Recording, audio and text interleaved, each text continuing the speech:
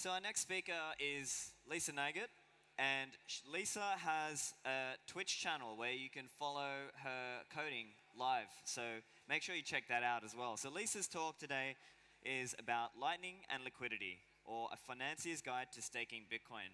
Let's give Lisa a welcome to the stage.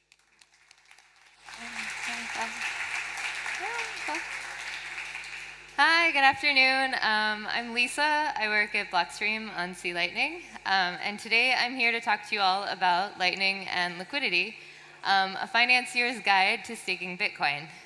Now, before I get too far into my talk, I kind of want to give a short this is not a talk. We're not going to be talking today about ways to earn fees with routing on Lightning and exactly how to position your node to get the best return. That's not what this talk is. Instead, what I'd like to give you is kind of a framework for thinking about liquidity and how that intersects with the Lightning Network. Yeah, okay, great. So before we talk too much about how liquidity works on Lightning, we really need to talk about Lightning's relationship to Bitcoin. But before we can talk about Lightning's relationship to Bitcoin, I really think that we also need to kind of put Bitcoin in the context of the larger kind of token and staking conversation in general. So before you start thinking, whoa, Lisa, what are you talking about? Tokens at a Bitcoin conference? First, I'd like to say, kind of apologize, it's not what you think, but I'm gonna do it anyways. So let's start with kind of just the basics. What is a token? And I've made up my own definition for this. I say that a token is anything that you can exchange for other things. All right, that's pretty simple. So let's do an example. So for example, let's say I have a scarf. I'm going to call this a scarf token. And let's say that I want to exchange that scarf token for some USD tokens. So, USD tokens. So I need to find an exchange to do a place I can do this token swap. So I go to the Etsy DEX, and I find a willing partner in my token scarf to token USD exchange, and I execute a token scarf USD token swap. Okay, great. So we've just done a token exchange. Now I've got some USD. So most people in the US, when they've got some USD tokens, they go and they put it in a bank. And the reason that they do that is that the bank, so they have USD tokens, put them in the bank, is that over time, the bank gives you more USD tokens just because they have your tokens. Cool. And so I kind of want to reframe this common thing that a lot of people do with USD tokens, and say that what you're actually doing when you take your USD tokens and you put them in the bank is you're actually making staked USD bank tokens. So they're still denominated in US dollars, but you've actually staked those USD tokens into your bank. And as a reward, over time, they give you more USD tokens. But this isn't this is kind of you are kind of into a contract when you do this. In the United States, at savings banks, when you have a savings account, there's usually some terms. You can only do a certain number of withdrawals or swap outs per month. And you can't use the tokens for anything else while they're in the savings account. Makes sense. In return for doing these terms, you get some rewards. So you get an interest rate, as they call it. So this is the rate at which they pay you back your reward tokens. And then sometimes if you bank at the right bank, some of them will be FDIC insured, which means that if the bank goes bankrupt, then you'll definitely get your money back up to a certain dollar amount. Okay, cool. So that's one type of way that you can stake tokens. There's other ways you can stake tokens. There's other cryptocurrency projects that are called staking projects. And so one quick example of that is this project called Algorand. So you take your USD tokens and you stake them into Algorand. You do a swap, you get Algorand, you keep Algorand in a wallet. The way that Algorand pays out their token rewards is on over time. So much like a bank account, they give you more Algorand in your Algorand wallet as time goes on. Great. Okay. So we've talked about a couple different ways that you can stake tokens into different things. One thing that I find really helpful in thinking about staking rewards is there's two different, sorry, I have got way ahead, it's cool. Okay, so let's back up a sec. So we've talked about how you can stake different things. Let's bring this back to Bitcoin now. How do we stake Bitcoin? If it's no, you can't stake Bitcoin, it's not possible, it's proof of work, there's no staking in Bitcoin. But how do you stake Bitcoin? So maybe it's better if I reframe this question so it's a little easier to understand what I'm asking. How do you make the Bitcoin that you have make you more Bitcoin in the future? Okay, so the obvious answer to that, how do you get more Bitcoin? Well, you mine Bitcoin. That's where Bitcoin comes from. Duh, Lisa. Okay, so let's kind of walk through how this would work. So I have some Bitcoin. So I use my Bitcoin as collateral, and I take out a loan. And then with that loan, I buy some mining equipment. And now I'm mining Bitcoin. So now I have taken some Bitcoin that I have, and I've staked it such that I'm making more Bitcoin with it in the future using that Bitcoin. So I have staked my Bitcoin via mining. Cool, so with Bitcoin, it's kind of possible to stake it via mining if you do that thing. Okay, great. So now let's talk about these different ways you can classify kinds of staking, because I think this is really interesting. All right, so I've kind of come up with this term of, so there's two ways you can classify these like rewards that you get back from staking. The first class I'm calling currency inflation rewards. So this is a reward that you get because the total amount of that currency or token, that token supply is increasing, and they have to hand out that token supply to someone. So you can kind of put yourself in the right place at the right time and end up being the one who gets that increased amount of that token as they increase the supply. The other kind of token reward that you can get is something that I'm calling a utility reward. And this is where you kind of provide some utility using your token, and because it provides a service, you get paid back more usually of that token. So we can take the examples we've talked through really quickly and sort of map them out. Obviously, Bitcoin mining fits in the currency inflation reward category because the mining reward is a result of the total supply of Bitcoin increasing. You can also take, mining also gives you another kind of reward, the utility reward, in the form of transaction fees. So mining Bitcoin, actually, you get money from the currency inflation reward and a utility reward in the form of transaction fees. So like Algorand, if you kind of guess where that ends up in the currency inflation rewards. They're just making more Algorand to hand out. And then the bank, kind of like the banking example that we went through earlier, I put in the utility rewards because in theory, they're using your money to loan out to people, and then they make money back and give you a portion of it. Cool, but let's go back to Bitcoin really fast. There's other ways, so what are other ways that we can stake and earn rewards from Bitcoin? One way that you could do it is you could go to a Bitcoin savings and loan company and put your Bitcoin in a cryptocurrency savings account, and over time, that will pay you back more Bitcoin. Right, so this is how things. So I think you all can kind of see what another option of where to stake your Bitcoin would be. But before we get into that exactly, I kind of just want to pause for a moment and say, now we're thinking like financiers. So we're asking this question, how do you make more Bitcoin with the Bitcoin that you have now, more Bitcoin in the future using the Bitcoin you have now? This is really a question that financiers like ask themselves, right? Like, how do I have like now and make it such that I get more of this in the future?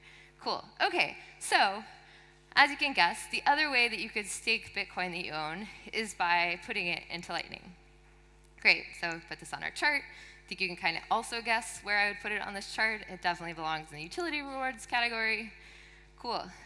Okay, so how exactly does this work? So I say, oh, you can stake Bitcoin in Lightning, but how does that like pay back exactly?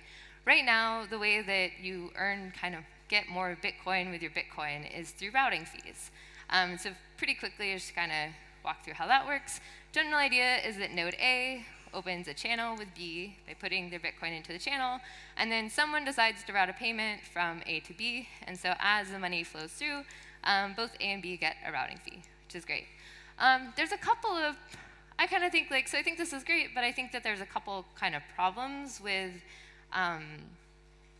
routing fees, like in general. One is if you heard Rusty talk earlier, you'll know that he talked about how fees are just incredibly low right now. So it's not really a good guaranteed way to get money back.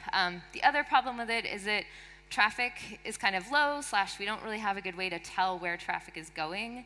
So that makes it really hard to know where to put channels, which leads to my third point, which it's really hard to gauge how effective your capital is going to be, like your Bitcoin the Bitcoin you put into a channel, without committing to it and creating the channel. Okay, so these are some problems. And given all these problems, if you're someone who's holding Bitcoin, what kind of incentive do you have to put your Bitcoin capital into a Lightning channel when there's these other options with what you could do with your Bitcoin stake, such as putting it into like a Bitcoin savings and loan account? Great, okay, so we want to make it such that it's easier and better to kind of figure out where capital or more Bitcoin should go in the Lightning Network, which basically means Lightning needs like better price discovery. So one way that I'm proposing to make this better is by the introduction of this idea of like a liquidity marketplace. And basically how this would work is a node, like node B, would be able to advertise for itself in its node announcement. And this is a message in Lightning protocol that like every node sends out. Advertise kind of a price. It's like, hey, I will provide liquidity into your channel, and here's like my rates. They kind of have like a rate card. And so then node A can come along and say, hey, I would really like to get some inbound liquidity. I'm going to ask B to take up B on their offer for liquidity. So I'm going to send them an open channel request saying, hey, you know, I'm going to pay you what you're asking, which is like 5 sats for every 1,000 sats you put into my channel. And then node B will say, okay, great, that like, you know, the amount you're asking for is something I can do, or like, you seem like a good node to like, for me to put liquidity to. So B decides that's an offer it wants to take, so it dual funds the channel with A and also puts money into it. So now you have this channel that's got liquidity in both directions. And then after a certain amount of time, B would be rewarded for having put their liquidity into the channel with A. Cool.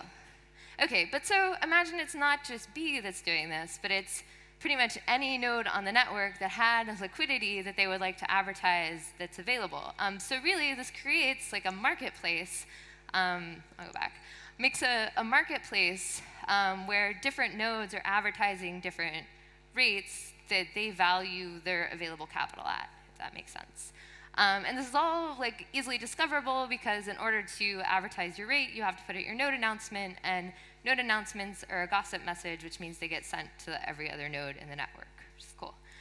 Cool, so there's a couple goals that I hope that this will achieve. The first thing is I hope it provides a more visible valuation to liquidity across the network.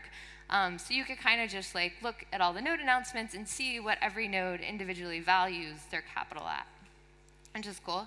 I also hope that this will make liquidity a lot easier to access. So if you're a node and you would like to get inbound liquidity, all you have to do is find a node that's advertising it and request them to contribute to a channel that you're opening.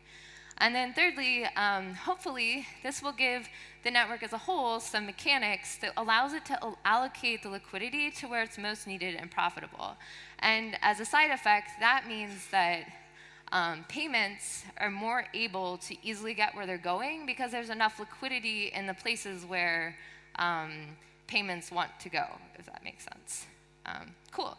So hopefully this will make the Lightning liquidity kind of network a little more like self-managing in terms of allocating capital where it's most needed, such that payments then become like really easy to do because there's plenty of liquidity in that direction. Great, okay, so this is all sounds great, Lisa. How do we make this happen? There's 2 things that we really need to kind of finish. The first one is the project I've been working on, which is adding dual-funded channels to the protocol. We've got a implementation on C Lightning, which I'm going to call 80% done.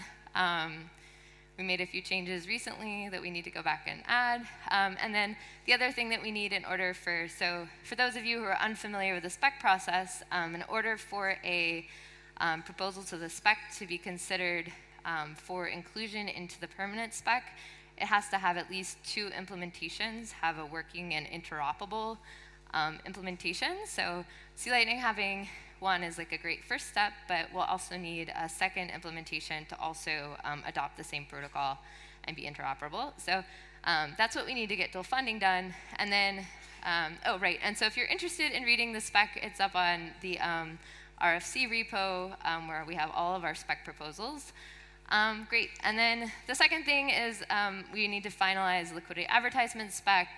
Most of how like the open and accept is kind of like figured out, but I think there's still a little bit of work to do in terms of how the payment gets paid out after time. Great. Okay, great. So that's basically all I had today. I want to finish off by kind of plugging some other Sea Lightning related projects that I do. As was mentioned at the start, I do a Twitch channel. Usually it's Tuesday, Thursday at like 11 a.m. Eastern time. It's just me working on Sea Lightning. There's not really an agenda. I just kind of do whatever I was going to do for that day, but stream it. And then I also run a Twitter channel or Twitter account called Sea Lightning Commit with a single M.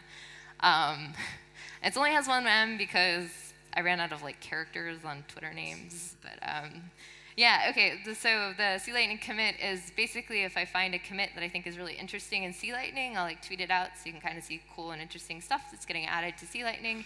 I'm always looking for like, so if you find something in the Sea Lightning commit like history that you think's really interesting, I'm totally happy to like retweet other stuff. So yeah, submissions welcome. Great, that's everything I had for today. I have about like 4 minutes, so if anyone has any questions, I'd be happy to take a question or two.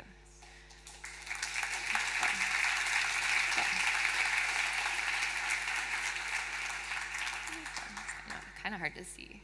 Okay. No? Oh, okay. Yes. Oh, sorry.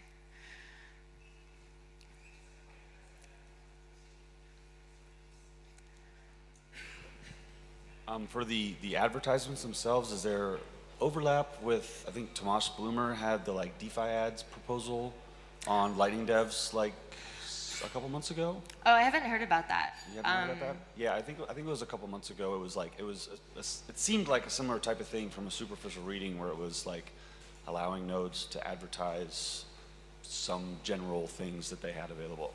Oh, that's interesting. I think this is like probably slightly different in that it's just for like Lightning liquidity capacity, but cool. I'll check that out. Thanks. Yeah.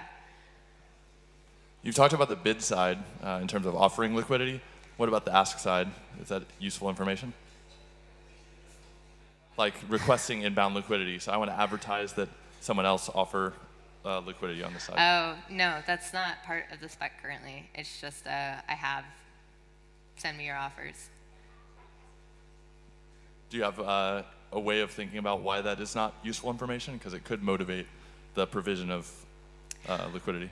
Yeah, that makes sense. So I think like the kind of intuition that I've been working off of, at least how I've been modeling it, and it might be totally wrong, is that the idea is that, okay, I think I have been making a certain assumption that when you no longer have capital, you take your advertisement down. And so, or you start to like, or rates start to go up, if that makes sense. So that at some point, like the indicator in the market would be that it's getting more expensive. So that like the advertised rates get higher. And the reason that would happen is because there's just less people advertising or less availability for it. But I think you're right in that it is a little difficult to maybe figure that out exactly. Right, so like if you're monitoring, so if the idea is if like, since these are like widely gossiped, someone, in theory, you could monitor and like have like an index that's like, oh, this is like the current rate of capital on Lightning given these like liquidity advertisements, you know, and you could like track it. And the idea is that if it went up to, like if it was going up, then like maybe more people would see that it was like more expensive and then be motivated to like start committing more capital to the network. It's like the goal. Yeah. Cool. I have time for one more question, if there is one.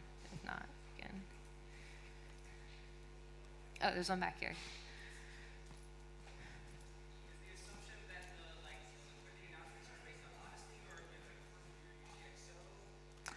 Right. So it would definitely be like a. Oh, I'm sorry. The question was, is it based on honesty, or is there some sort of like UTXO thing that you could do? So basically, it's like an offer, right? And so then when someone sends you like an open channel, they would say like, yes, I would like to take you up on this much for like however much. And then, so basically when you like do the opening channel negotiation, there's an opportunity for the other side to tell you how much money they're putting into the channel. And if they decided, so if they had advertised whatever and you would ask for this thing and they're like, oh no, I'm only gonna put like not as much as I said into the channel, then the channel's not open yet. No harm, no foul. They didn't commit to what you had asked for whatever reason. Maybe they don't have enough capital available, like whatever, but there's no, you don't have to commit to the contract until you've like seen exactly what they're putting in, if that makes sense. So, great. Okay, I am unfortunately out of time, but thank you so much for coming to lightning stuff. And yeah, great. Thanks.